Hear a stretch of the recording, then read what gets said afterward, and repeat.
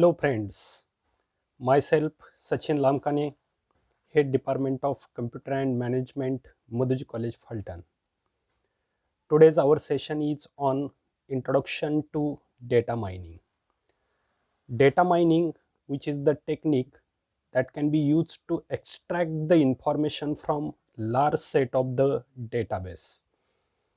Data mining is the interdisciplinary field from computer science and statistics, and that can be used to extract the required information from large set of the data. Within this session, we overlook on definition of the data mining, knowledge discovery in database, that means the KDD process, then architecture of the data mining, data warehousing, and difference between OLAP and OLTP. Now let's start.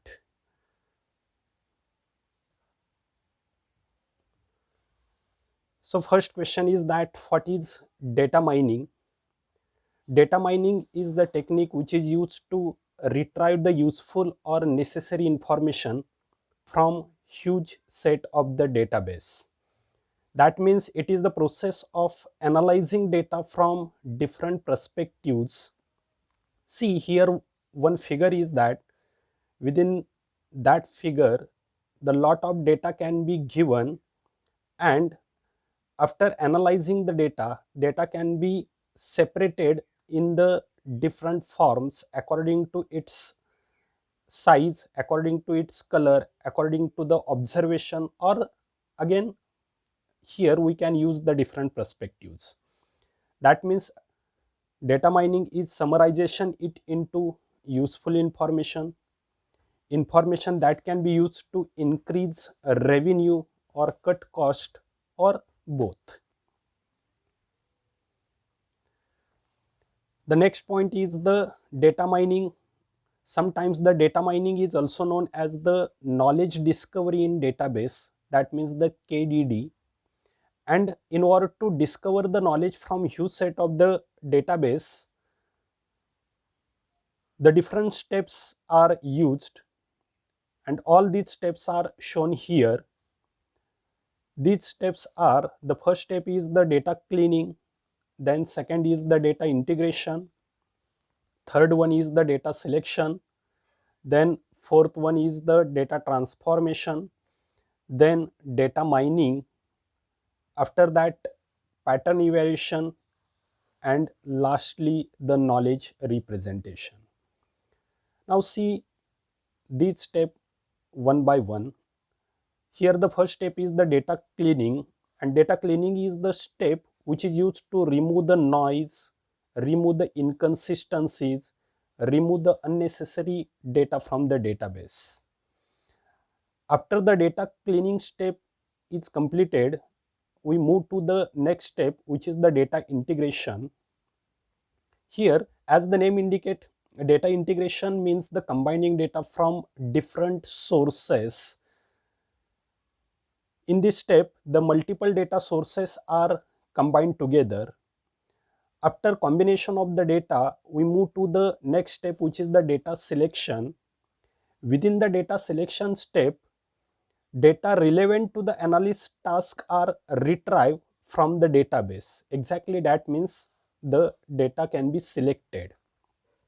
After that, the data transformation process is start, and within the data transformation, the data can be transformed from one form to another convenient and suitable form.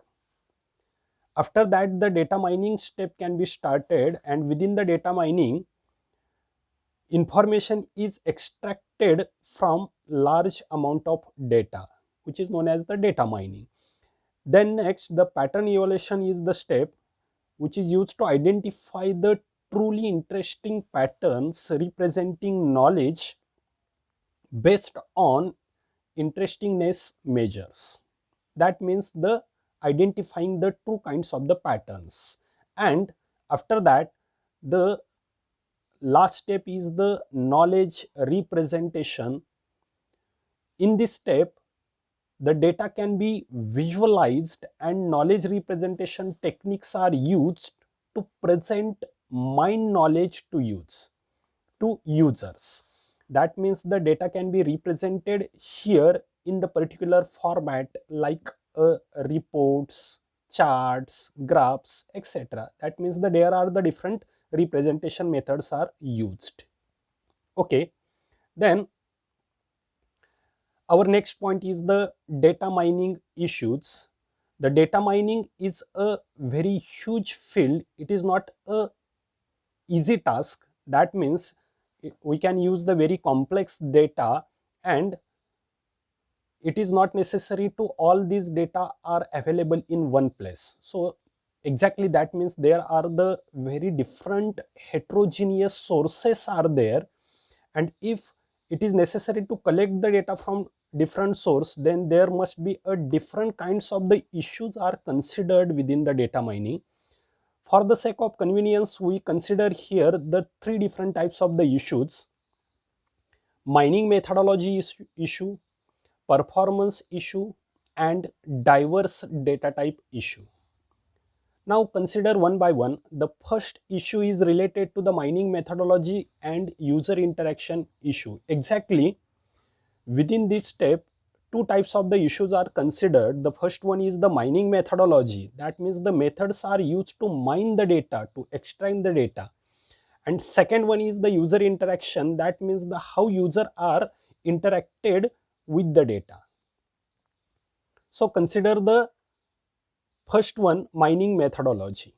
Mining different kinds of knowledge in a database. That means the different kinds of the knowledge are extracted from the database and which kinds of the suitable methods are used for that.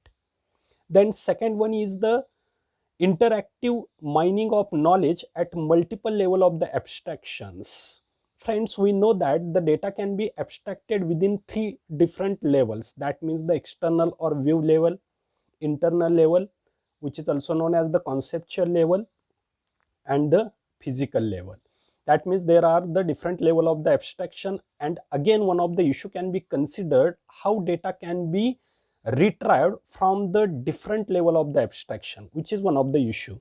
Then incorporation of background knowledge, which kinds of the knowledge are used to incorporate the data. Then data mining query language and ad hoc data mining, which kinds of the queries are fired on the data, which type of the queries, which types of the outputs can be received from that query, which is one of the issue. After that, the issues of the user interaction can be started. Here, once we can fetch the data from database, then how it can be interacted to the user, how it can be presented to the user, or how it can be visualized for the user, which is the user interaction issue. Again, one issue can be considered here is the handling noisy or incomplete data. If there are some kinds of the noise on the data, how it can be handled, or how we can handle the incomplete data, which is again one of the issue. And the last one here is the pattern evaluation. Pattern evaluation is known as the evaluating the true kinds of the patterns, and according to that patterns the data can be retrieved. But the major issue is here how the patterns are evaluated. Okay, all these are the issue which are considered within the mining methodology and user interaction issue. Okay, come to the next kind of the issue is the performance issue. Performance issue, which is related to the efficiency and scalability of the data mining, parallel, distributed, and incremental mining algorithm. Basically, performance of the every algorithm is depend on its efficiency, how kinds of the output it can be give efficiently, which is known as the efficiency of that algorithm, or the scalability, how wide it can be used. So here that kinds of the issue is also considered related to the data mining. After that, the diverse data type issue. Within the diverse data type issue, we consider the handling of relational and complex type of the data. We know that the data can be of the different types. int, float, char, arrays, pointers, etc. There are different kinds of the data, and here we consider to handle the complex type of the data, not the simple type of the data, which is one of the issue. Then mining information from heterogeneous database or global information system, or which is known as the GIS. GIS means the global information system, and how we can mine the data from heterogeneous database, that means the GIS. Okay, all these are the issues related to the data mining. Then next, the most important point here is the data warehouse. Exactly what is mean by the data warehouse? A data warehouse is a subject oriented, integrated, time variant, and non volatile collection of the data, that data which is used for a decision making process. Exactly what is the need of the data? Once the data is the collected, organized, that data can be used for the decision making process. And data warehouse is the very huge collection of the data, but here the data is collected as the subject oriented, related to the subject, integrated, that means again it can be combined from the different sources, time variant, that means it is not a current data, it is the historical data. Time variant means it is the historical data, that means for example the data can be collected for 5 to 10 years, 10 to 20 years, etc. That means it is not a current data, it is the historical data. And also it is the non-volatile collection of the data. Non-volatile collection, that means it can be stored permanently, and that data is helpful in support to management decision making process. Yes. Then this is the architecture of the data warehouse. Remember, the architecture is the most important point. Here we consider the three-tier architecture. Within the three-tier architecture, a bottom tier which is known as the data warehouse server, then after that middle tier which is known as the OLAP server, and next one is the top tier, that means it is known as the front end tools. Now when we learn this architecture, see the architecture as per the tier. We consider here first one is the bottom tier. Within the bottom tier, the data warehouse servers can be used, or the different storage database storages can be used. Within the diagram we see here, the operational databases are there, external sources are there, data warehouse, data marts, data repositories, monitoring, administration, all these processes are combined within the bottom tier architecture. The processes can be used within this tier is the refresh, load, transform, clean, and extract. That means the data extraction is there, cleaning is there, transformation is there, loading is there, and refreshing is also there. All these kinds of the works are done within the bottom tier architecture. Then middle tier, within the middle tier, OLAP servers are there, and OLAP server which is load the data from bottom tier and process on that data. Here the OLAP means the online analytical processing system, and within the online analytical processing system the data can be analyzed as per the different views, different perspectives. After that, the top tier means the front end tool, and within the front end tool the data can be represented for the user interaction. There are the different ways to interact with the user through the front end tool. The data can be showed in the form of the queries or in the form of the reports. Also we can show the data in order to analysis or the different charts or different graphs. Such a kinds of the techniques are used within the front end tool. Or the mining data, that means the representing the knowledge. Okay, this is the architecture of data warehouse. After that, the difference between OLTP and OLAP.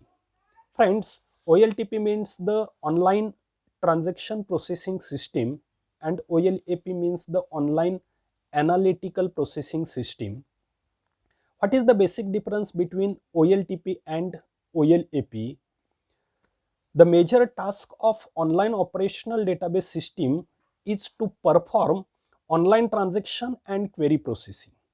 These systems are called online transaction processing system.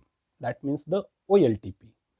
They cover most of day-to-day operations of the organization, such as purchasing, inventory, manufacturing, banking, payroll, registration, and accounting, etc. But within the data warehouse system, sir, it is it can be used to knowledge workers in the role of data analysis and decision making. Such a system can organize and present data in various formats or other accommodate the diverse need of the different users. These systems are also known as the online analytical processing system. Now, when we consider the difference in different points, we consider to the different points. The first point we consider for the differentiate is the users. The users of the OLTP system is the clerk or the IT professional, but the user of the OLAP is the knowledge workers.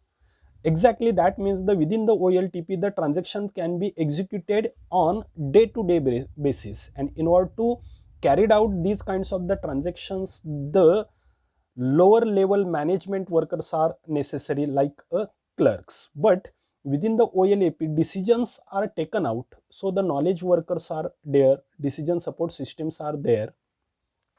Then the second point is the function. Related to the function, OLTP functions are day-to-day basis, but the OLAP functions are time variant. When we consider the point related to the database design, the database design of the OLTP is the application oriented, but the database design of OLAP is the subject oriented. Which is the basic difference? Application oriented and subject oriented. When we consider the data, current up-to-date data or detailed data can be used because it is carried out on day-to-day basis. But within the OLAP, we use the historical data. The historical data which is collected for the some particular time span like a 5 to 10 year, 10 to 20 years, etc. So it is the summarized consolidated data, historical data. The uses of the OLTP is repetitive. That means the transaction can be executed repetitively. But the lot of scams or ad hoc transactions can be used here within the OLAP. Then the access of OLTP is read write or hash function or primary keys. That means which is used on RDBMS. But here the lot of scans can be used within the OLAP. Then when we consider the unit of work, then OLTP consists the short simple transaction, but OLAP consists the complex transactions. Related to the record access, tens, if we consider the 10 records are accessed within the OLTP, then millions of the records are accessed within the OLAP. When we consider the users, then thousands of the users are working on the OLTP, but only the limited persons or hundreds of the workers are used in OLAP. When we consider the size of the database, OLTP have a 100 MB to several GB size, but OLAP is 100 GB to several TB size. That means the huge data can be stored within the OLAP. And when we consider the metric, the OLTP is the transaction throughput, but the OLAP is the query throughput or the response. Okay, this is the simple difference between OLTP and OLAP. Okay, friends, related to data mining introduction, we covered all these topics in this lecture. Remaining topics can be covered in the next lecture. Thank you.